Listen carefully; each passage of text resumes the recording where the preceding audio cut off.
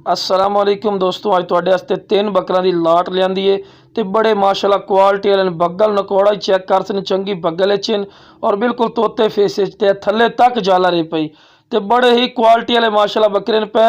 ये हैं pure black बीतल च और माशाअल्लाह तुहानूं एक एक करके विखाई सैं कि तुहानूं अच्छी तरह इन्फॉर्मेशन होवे। कन्ना दी लंबाई वेख सकदे ने ते माशाअल्लाह बिल्कुल तोता फेस ते बहुत ज़बरदस्त बगल भी चेक कर सकते हैं, बिल्कुल तोते फेस ते माशाअल्लाह चंगी वेल च माशाअल्लाह बहुत ज़बरदस्त माशाअल्लाह क्वालिटी का माशाअल्लाह बकरा इन्हें पिया।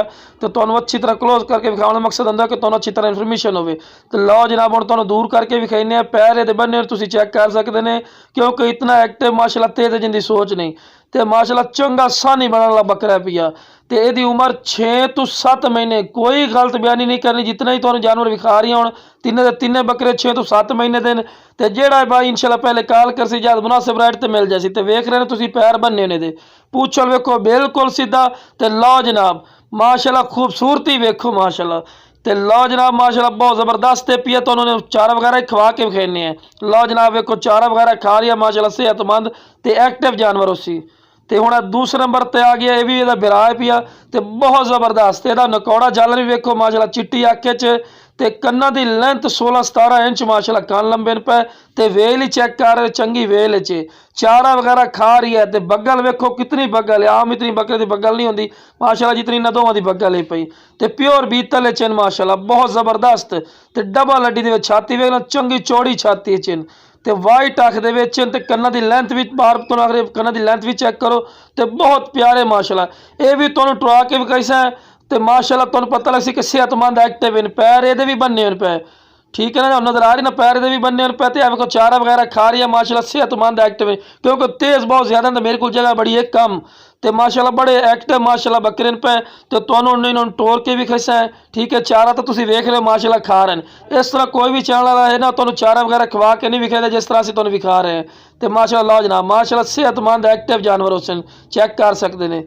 तो दोवें माशाअल्लाह भाई ने पे ते लो जनाब यह भी चेक कर सकते हैं माशाअल्लाह सेहतमंद तो बहुत ज़बरदस्त माशाअल्लाह। जेड़ा भाई इंशाअल्लाह शौक रखना चाहता है वह शौक पूरा करने वाली चीज़ है।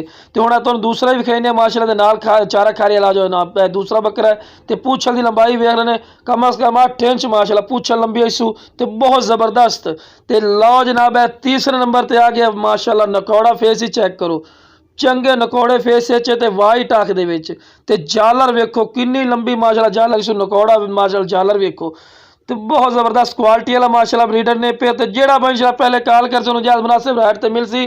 तो अक्सर लोग मैंने गिला देंगे कि फौजी भाई तुसीं जल्दी नाल जानवर सेल कर दें। भाई जान मेरे को सेहतमंद ते एक्टिव जानवर होंगे, तुहाडे वर्गे भाई होंगे जेड़े मेरे को बड़ी जल्दी जानवर लै लेंदे। तो वेखो ना चमकदार पशम है, जितने भी तुहानूं बकरे विखान सारे ही चमकदार पशम है चिन। तो जल्दी ज़रा कॉल कर लो बिल्कुल जायज़ मुनासिब रेट ते ने। अगर तुसीं एक किसी और चैनल तो रेट पूछो तो तकरीबन 25-25 हज़ार 20-20 हज़ार रुपया मांग लेंगे इंशाअल्लाह फौजी गोड फार्म दे बिल्कुल जायज़ मुनासिब रेट हो सन। कोई एक लवे या तिन्ने लवे। लो जनाब वेखो खूबसूरत वेखो कितना पिया तो पूछल की लंबाई वेख सकते हैं तो बड़ा ही प्यारा। हुण मैं जितनियां गल्लां करा उतना फायदा कोई नहीं। तो माशाअल्लाह लंबाइयां वेखो बकरे दियां चंगी वेल च माशाअल्लाह बकरा तो बकरा इत्ते लगन वाला माशाअल्लाह इन्हें पिया तो बहुत ज़बरदस्त क्वालिटी वाला माशाअल्लाह जानवर इन्हें पिया चारा वगैरह खा रही है।